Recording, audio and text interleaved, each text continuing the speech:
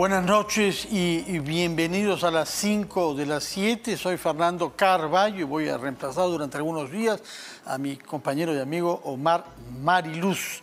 Naturalmente, el día de hoy vamos a concentrarnos en tener luces sobre el significado de los resultados electorales del día de ayer, en el que hemos votado todos en la primera vuelta de las elecciones presidenciales y congresales.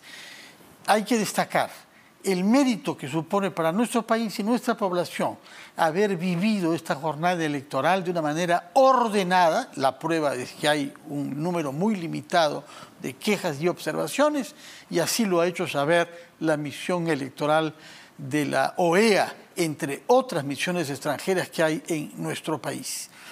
Es tanto más meritorio que, como sabemos, el día de ayer coincidía con un día de alto nivel de contagio y con un número de personas que murieron la víspera del sábado, que es el récord de lo que se conoce hasta ahora, desdichadamente. De manera que felicitaciones a ese pueblo que quiere afirmar su democracia, nuestra democracia, y que se ha movilizado con frecuencia, en la mayoría de los casos, a locales electorales nuevos, puesto que la OMPE ha tenido que desplegar mucha energía y mucho trabajo para multiplicar los locales de manera que haya menos concentración. Como hemos visto, se han improvisado en parques, en estadios deportivos y en colegios que no eran usados para votar antes, de manera que no haya tanta gente reunida a la vez, gracias a lo cual se podrán evitar naturalmente que aumente el número de los contagios. Como sabemos, los resultados parciales que ha venido revelando OMPE arroja que probablemente pasen a la segunda vuelta dos de los candidatos. Por una parte, el señor Pedro Castillo de Perú Libre, que la tiene asegurada porque hasta el momento tiene más de 18% de los votos, según los cómputos últimos de la OMPE de hace pocos minutos, sobre la base de más de 89% de las actas escrutadas. Ahí lo tenemos.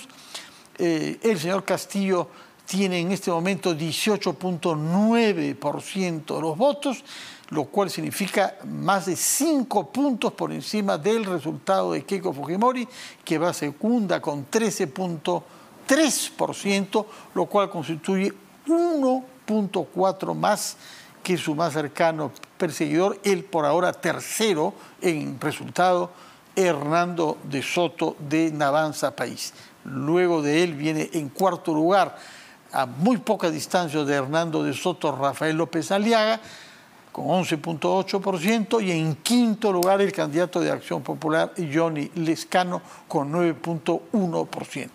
Estamos al 89% del voto oficialmente escrutado. Si estas cifras se mantienen, pues pasarían a la segunda vuelta en el mes de junio, por una parte el señor Pedro Castillo y por otra la señora Keiko Fujimori. Para comprender los alcances de estos resultados y lo que los partidos están planeando hacer para pasar de la votación actual a más del 50%, hemos invitado a varias personalidades de 3 partidos diferentes, los 3 que están en los primeros lugares. Hay que precisar, sin embargo, que 18%, que es la cifra que tiene Pedro Castillo con 89% de los votos, es el más bajo resultado desde que en nuestro país se utiliza el sistema electoral a 2 vueltas que se introdujo para las elecciones de 1980. Sería una cifra baja en otras circunstancias. Hay que pasar de ese 18 y fracción a 50% más 1 de los votos para poder ser elegido presidente de la República. Para comprender qué se proponen hacer, hemos invitado en primer lugar a la señora Zaira Arias, que es virtual congresista, elegida justamente en la lista de Perú Libre, puesto que ella postulada por Lima con el número 6. Señora Zaira Arias, muy buenas noches, y creo que debo decir ya virtualmente felicitaciones por su elección. Sí, muy buenas noches, querido amigo, pero bueno, yo creo que primero hay que esperar las las cifras oficiales, el conteo final de la OMPE para proclamar, ¿no?, quiénes estarían representando a la región de Lima justamente en el Congreso, ¿no? Yo creo que en este momento nos tomamos con mucha calma. Realmente estamos muy agradecidos profundamente con los pueblos olvidados, con los asentamientos humanos, con los diferentes conos de Lima, distritos de Lima que hoy por hoy carecen de agua, de alimentos, de trabajo, y que han visto en Pedro Castillo la esperanza del cambio real, la esperanza de un cambio profundo que ahora se gobierne en base al derecho de las grandes mayorías y no tan solo se alaben los pocos privilegios, ¿no?, de alguna minoría, ¿no? Es por ello que nosotros estamos muy agradecidos con la población por el contundente respaldo por el maestro Pedro Castillo. Usted misma, que aparentemente ha sido una elegida con miembro del Congreso que debe instalarse el 28 de julio, ¿qué aspectos del cambio serían aquellos que usted asuma como un compromiso personal suyo? Hago saber que usted es una de las personas más jóvenes que habría sido elegida y que es estudiante de negocios internacionales, ¿no? De manera y que ha tenido una actividad como dirigente del Partido Perú Libre en su base de Lima. Cuéntenos, por favor, qué temas son los que usted han elaborado más durante la campaña en el contexto general de este cambio que usted dice que su partido propone al país. Bueno, más allá de proyectos individuales, nosotros perseguimos un plan político, ¿no?, un plan programático de cambio del país, ¿no? Es por ello que nosotros llevamos como primera propuesta la nueva constitución vía referéndum, ¿no? La población tiene que manifestarse si está de acuerdo o no con una nueva constitución, y creemos que la salida más democrática en este momento es llamar a una asamblea constituyente popular y participativa, en donde el 60% de la componenda sea para los pueblos vivos del país, para las fuerzas vivas, los trabajadores, los sindicatos, y el 40% serían para las organizaciones políticas, ¿no?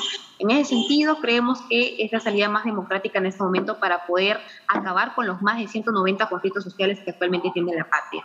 Es por ello que, como joven, creemos que la juventud ha reconocido en el maestro Pedro Castillo, con la propuesta de libre ingreso a las universidades del país, una autocrítica contundente con lo respecto a lo que pasa con nuestra juventud, ¿no? Tan solo el 6.6% de los jóvenes logra un título profesional.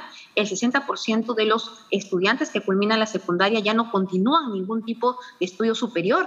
Y esto realmente es alarmante porque está comprobado que durante la pandemia nos han faltado cerca de 12.000 médicos para combatir este flagelo. Entonces, el Perú es escaso en producción de profesionales y por ende en investigación y ciencia. Es por ello que el maestro piensa hacer una profunda reforma educativa, acompañándola definitivamente con un presupuesto más importante. Es por ello que vamos a elevar el presupuesto del PBI al 10%. ¿Cómo lo vamos a hacer? El maestro ya planteó también que no podemos tratar de hacer grandes reformas o transformaciones profundas a partir de un presupuesto límite que tenemos actualmente, ¿no? Es por ello que nosotros planteamos la diversificación de la matriz productiva, la renegociación de los contratos que se han hecho hasta el momento con las diferentes concesiones mineras, petrolíferas, gasíferas, concesiones viales, en las cuales se encuentran actualmente en el detrimento claramente del Estado. Es por ello que nosotros planteamos revertir la proporción de un 70-30 a favor de las transnacionales, ahora a un 70-30 a favor de la nación. Con este presupuesto importante, nosotros vamos a inyectar este presupuesto justamente a la educación, a la salud, al sector agrario, que creemos que son los pilares fundamentales para el desarrollo de nuestro país.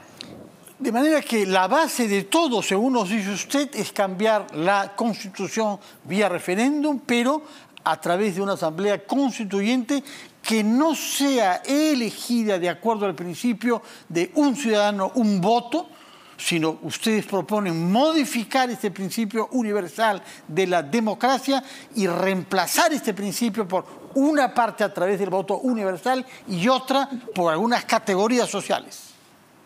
¿Estoy entendiéndola bien?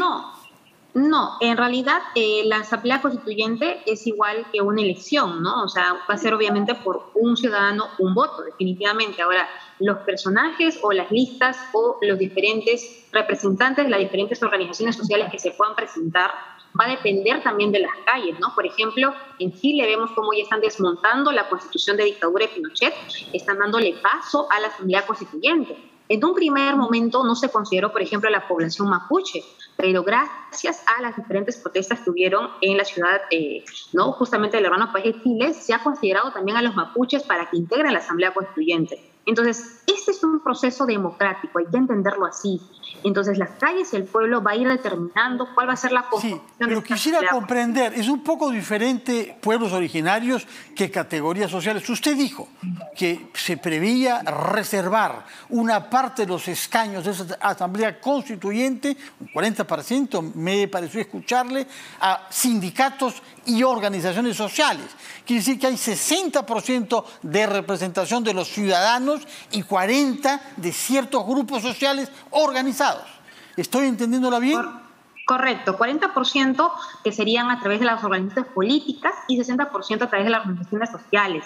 Y ahí justamente están comprendidos los pueblos originarios, ¿no? Por ejemplo, los yaneyas, los azumincas, los aymaras, los quechuas, que también tienen que tener una participación importante en la nueva Asamblea Constituyente. De acuerdo. Vamos a ir a una pausa, por favor, y retomamos nuestra conversación, porque nos ha explicado usted los grandes lineamientos del plan político que se propone hacer, y le voy a preguntar cómo se va a poder llevar a cabo este plan político, dado que no tiene mayoría en el Parlamento y que van a tener que buscar acuerdos políticos, entre otras cosas, para convocar a esa Asamblea Constituyente. Pero vamos, por favor, señora Zaira Arias, primero a una pausa. Retomamos nuestra conversación con la virtual congresista de Perú Libre, Zaira Arias.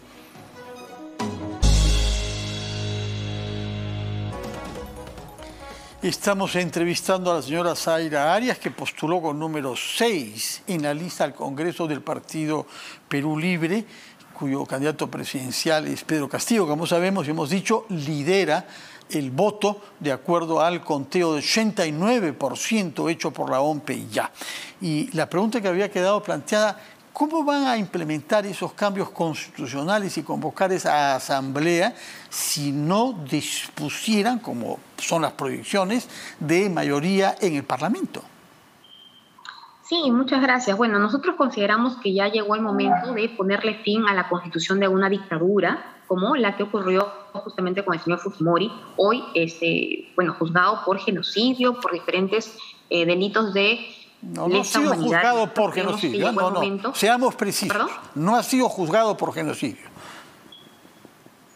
Bueno, incluso hay un libro al respecto, ¿no? O sea, pero no ha sido juzgado. La justicia peruana no se ha pronunciado sobre eso. Bueno, ahora, si usted quiere adoptar una postura política... No, yo no adopto. Estoy informándole hechos judiciales, señora Zaira Arias. Estoy informándole hechos judiciales. O matar a gente inocente. No, yo no estoy juzgando eso. Estoy diciendo lo que la sentencia dice, señora. No es genocidio. Yo no tengo que juzgar eso. Yo lo que digo es qué es lo que la justicia estableció en sentencia. Está condenado, pero no por genocidio. Es todo lo que digo. Por delitos de lesa humanidad, ¿verdad? Y eso es otra cosa. Pero en todo caso, vayamos al tema. Dedicado al genocida. Bueno, es su opinión política, pero no ha sido condenado por eso. Muy bien, continuemos con el tema. Dice usted que ya es hora de poner fin a una constitución heredada de la dictadura. Pero ¿cómo se va a hacer eso? Necesita usted tener una mayoría y no la tiene con su partido solo. Bueno, yo creo que en ese momento se está prácticamente evaluando que podríamos tener Perú Libre 32 escaños en el Parlamento. Asimismo, creo que algo de 8 o 10 escaños por Juntos por el Perú, de tal manera, uniendo las dos fuerzas progresistas de izquierda más claras que tiene en el momento el Parlamento con la nueva Constitución vía Asamblea Constituyente, alcanzaríamos aproximadamente ya 1/3 del Congreso, ¿no? Asimismo, creemos que hay partidos de derecha, como por ejemplo el partido del señor Vizcarra, como otros partidos como el señor Forsyth, que están de acuerdo con la nueva Constitución, incluso Acción Popular con el señor Lescano, que también ha sido una promesa de campaña. Entonces, vamos a ver quién es quién en el Congreso, vamos a buscar consensos cuando planteemos el referéndum para la nueva Constitución vía Asamblea Constituyente, y de tal manera podremos identificar quiénes realmente están cumpliendo con las promesas de campaña y quiénes ¿no? están traicionando la voluntad popular. Yo creo personalmente de que los consensos que se harán en el Congreso serán contundentes, pero ahí no va a quedar la cosa, ¿no? Nosotros creemos que definitivamente tiene que haber también un respaldo popular, y nuestra primera alianza será con la población, y desde las calles vamos a defender justamente la promesa de campaña que creo yo en este momento ha sido electo como primer candidato para la segunda vuelta el maestro Pedro Castillo con la propuesta de la nueva Constitución vía Asamblea Constituyente, y lo vamos a cumplir. Es por ello que el maestro plantea que en un plazo no mayor a 6 meses va a llamar a la Asamblea Constituyente. Esto automáticamente va a disolver el Congreso en el sentido de que tan solo va a quedar la mesa permanente actuando en el legislativo de la mano con el ejecutivo, y se dará paso justamente a los asambleístas, quienes van a redactar la nueva Constitución, ¿no? Pero yo creo usted que sabe sin duda, por los debates que han habido sobre lo sucedido en los últimos meses, que para disolver el Congreso hay ciertas condiciones que la Constitución fija. Por mucho que no le guste y por mucho que usted quiera cambiarla, usted y otras fuerzas políticas, hay que respetarla, ¿no? Y para disolver el Congreso hace falta, por ejemplo, el constatar que ha rechazado la confianza a 2 gabinetes. Se tiene que producir eso. No.